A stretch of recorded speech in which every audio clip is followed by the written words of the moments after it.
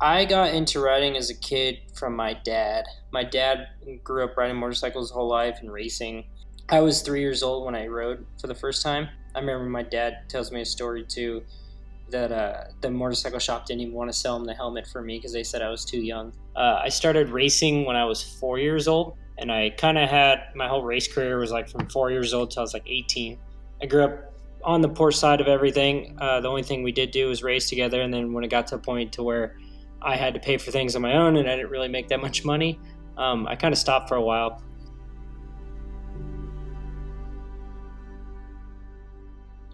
I'm Mark Atkins, Hooligan Racer and owner of Rusty Butcher.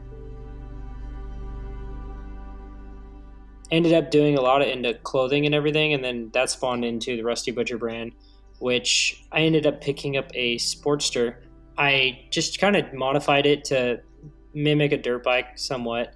That kind of like led into us getting invited, or some buddies of mine, to go race like some random flat track races, and I've never even heard of flat track, which is weird enough because I grew up racing my whole life. I didn't know one thing about flat track, and someone's like, "Yeah, you just turn left on flat ground," and I thought it was sounded in at the time it sounded like the goofiest thing in the world. I'm like, I could do that. That sounds easy as all hell. So I started flat track racing Harleys, and then I think like 5 or 6 years later, here we are.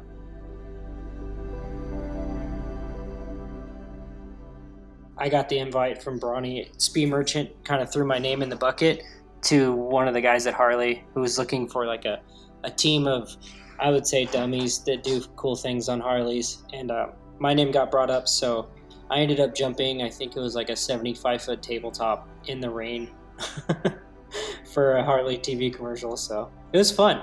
I jumped a 3-lane freeway on-ramp on a Sportster. It was a little sketchy. That's definitely the scariest thing I've ever done in my entire life. And I did it. I think I've jumped it 3 times too for the cameras. Like some idea I had that was kind of around the same time as a commercial, and that was probably not one of the smartest things I've done, but it's definitely the coolest thing I've ever done in my life, probably.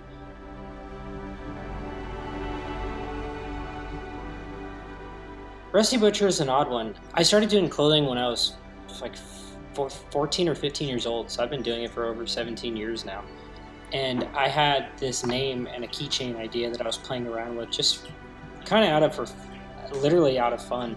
I wanted to learn something new and creative, so I was like, I'm going to make leather. And then I realized quickly that leather's really expensive to just do for no apparent reason. So I started making all these leather goods and then posting it online. It was selling and it was doing good. And then I lost that brand. I had to sell off all my beautiful vintage Harleys. I was really into collecting old bikes, and I had to sell all my band heads and shovel heads, and I had a K model, and it was just not good times. But I did keep the one Sportster. That kind of evolved into like I had to sell my dirt bike, so I got bored. So I started jumping the Harley and made it to where I could jump it, and then we started racing it, and then it just kept spawning into like every time I posted this weird stuff of me doing dumb things on a Harley, people would go crazy online, and it was so much fun because it's literally the sketchiest thing you could do on a Harley, is try to jump a freeway or something like that. But I'm really good at walking a fine line with that kind of stuff, and I really calculate everything I do before I do it. I do crash, but for the most part, I try to stay pretty safe in all this, as safe as I can, jumping a 500-pound Harley across 75 foot or something. It spawned into like that's kind of my niche in the Harley world. So I just kept running with it for I think 8 months straight. I did a video every week for Tractor Tuesday. I started posting on the Tracker Tuesday hashtag, and when I started posting on that, it was just like the Suzuki Tracker cars. And then I think I kind of grabbed that hashtag and ran with it. And then for 8 months, I just kept posting like a video of me doing something crazy. And people were like every week were like, "What's Mark gonna do next week? What's Mark gonna do next week?" And I did it for as long as I could. And man, I'm beat now. My body hurts from hucking myself over all these things. So I definitely do things a little bit more calculated now, and not so much all the time.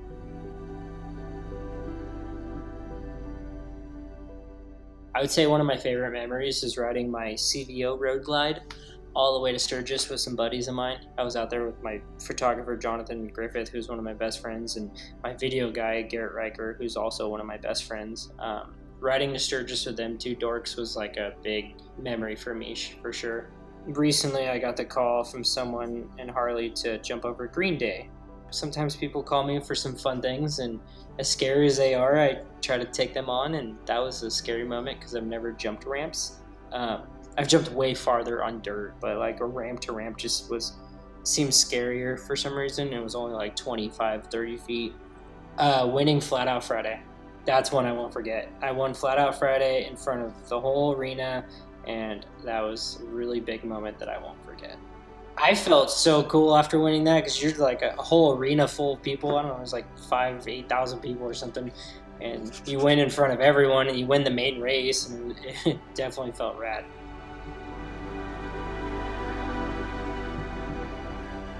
Hooligan Racing in the beginning, there was a group of us, and it was me, one of the dudes from Speed Merchant, which is Wiggins, and the dudes from Suicide Machine Co.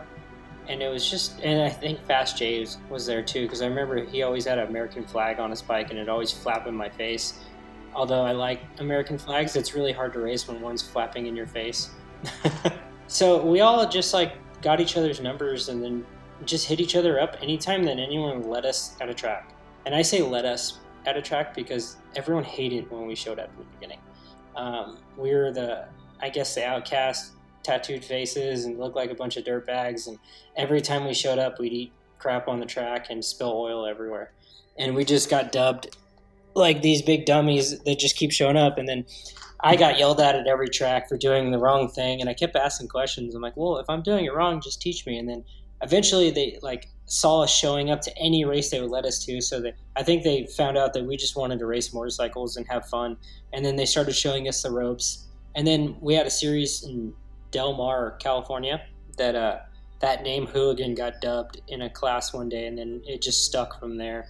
But there was definitely a lot of racing before that. It was more like a run what you brung type thing.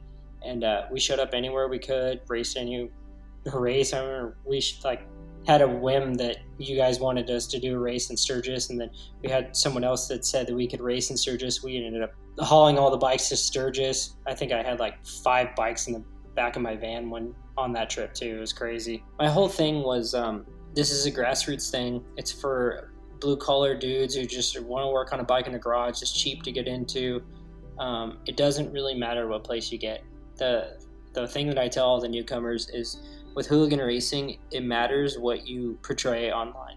Your goal in Hooligan Racing is to inspire people to get into Hooligan Racing. It's not to show everyone your big-ass trophy and you have 10 million sponsors. It's literally to just inspire people to get on a Harley and do something fun with it. A hero of mine growing up, his name is Jeremy Twitch Stenberg. I ended up moving, 2 miles away from him, and we've hung out a bunch before this, but now we've been riding a lot more together.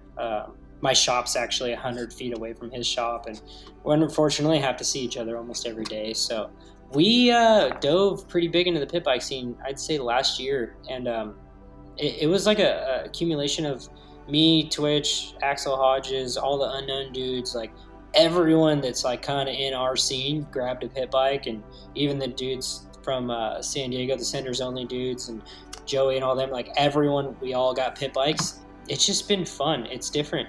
Like back in the day, the pit bike scene got really out of hand and the bikes got really expensive and it turned into something it wasn't. This, I'd say the second swarm of this whole pit bike scene that's happening right now is all based on dudes that are just riding the stock bikes and adding some handlebars and some foot pegs to them. The cool part is you can just smash them anywhere in a little dirt parking lot. You can go in the hills, and Jeremy or Twitch has taken me on some crazy 3, 4, 5 hour trail rides all around the whole area. And he just recently did a straight rhythm at NASCAR that was so much fun. And the pit bike scene is fun, and that's a perfect bike to learn how to do wheelies. I learned how to slide flat track on a pit bike. I got comfy backing into corners. I learned how to wheelie on a pit bike. You learn a lot of bike control on a little bike. So that's definitely a bike I recommend to everyone to learn how to ride better, and that transfers to everything in the Harley world too. I think I put more dirt miles on a Harley than most people do on the street. The two bikes that I don't have it anymore, but my Road Glide was like my all time favorite bike I've ever rode, and like that bike was just, it hit every aspect. I can listen to music as loud as I want. I could store as many snacks in the bags as I wanted, and that bike was awesome. And I love cruising that. And like normally everyone's like, "Oh, that's a big road trip bike." I'm like, no, that'd be the one I'd ride down the street on, just because it's so awesome to ride. I miss that Road Glide. I'm definitely going to get another one. As far as the other street bike I have too, it's I think if you guys know about Rusty Butcher, you saw that I debuted for Harley the 2018 Fat Bob, which is the new Softail chassis, and that thing handles like a dream. That's my favorite bike to rip around canyons and stuff like that. But as far as like daily riding now, I live on a dirt road, so I think I'm going to lean more towards the Pan America when I get my hands on one of those. But for the time being, I'll take all my off-road bikes off.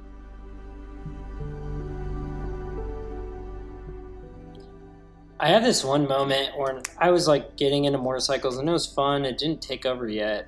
I bought a really old Harley flathead, and I bought it from some old timer, and I dragged it out of a barn, and it was the coolest thing ever, and it was dusty as all hell. I took it home. Me and my buddy, like that night, worked on it for hours, and we got it fired up, and I was so ecstatic. And I remember riding that bike down the street thinking like this is going to take over my whole life. Like the fact that I dragged this old bike out that probably hasn't been started in 10, 15, 20 years.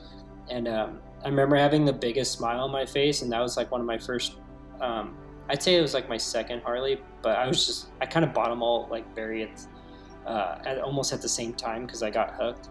But I always remembered that like big smile I had on my face, like this is the sketchiest thing ever. This was just in some dude's barn today, and I got it running, and now it's going to be street legal. And then I always chased that feeling, and then now it's like with building these Sportsters and stuff, it's like, oh, I took this bike that was like street legal and turned it into like a street legal like enduro bike that I could go do anything with. And like I've always chased that feeling, and it's something that really made me a part of the brand. And I definitely fell in love with Harleys after getting it.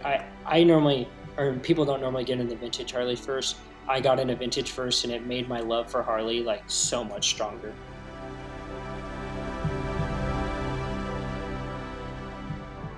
I think one thing that I've always said to people is like, oh, your clothing brand. I'm like, it's not really a clothing brand. Like Rusty Butcher represents me as a human being, and it's whatever I'm into. So if I get into farm animals, then the brand's going to be about farm animals. If I like, it's always an extension of myself, down to the artwork I design, everything. And it's how I'm feeling at the time. If I'm angry, mad, happy, sad, you'll see it in the designs. And that's one thing that is like, I don't want to do anything that I don't want to do anymore.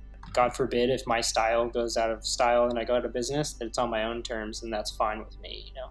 So hopefully that never happens. But yeah, so the Rusty Butcher is just me. I still can't believe I have a collaboration with Harley-Davidson. I'm very ecstatic about it. I did 5 designs that came out, and all the dealers pre-booked it, and it went really well. And then that all shipped to all the dealerships. So now, currently, if they still have it in stock, you can get Rusty Butcher Harley-Davidson shirts, and they are super badass. Very proud of that. Riding for me is one of my main stress relievers, and like I used to race a lot as a kid, and I grew up my parents did the best they could, and we didn't have any means, and I used to race motocross, and that was my stress reliever, and then I stopped doing that. But then I got onto Harleys, and like I found myself a new stress reliever if I'm ever anxious or stressed out or just having a bad day. Like just hopping on a bike and just ripping around just clears everything out, you know. You can get out of the congestion and go ride some hills, or there's beautiful riding all over California. I'm within minutes of awesome canyons if I want to, you know. So Harleys for me is definitely something I can do to go clear my mind and just kind of like ground myself and then get back to the grind, I guess. And it makes me just feel a lot less stressed. I feel like riding these days, like I'm so involved with Harley-Davidson, and Harley-Davidson is so part of my brand that it's just like my normal, it's my lifestyle now. Like it means, I mean, you could tell what Harley means to me now after hearing why I got a tattoo on my face. Like it's just something that's a part of me and my inner being, I guess. It makes me happy working on bikes and collecting them, and just trying to push the boundaries of what people think a Harley's made for has always been some big task in my head that I like accomplishing. And just watching the motor company too spawn into all these avenues that I'm so excited about. Like I think it's just a big part of me.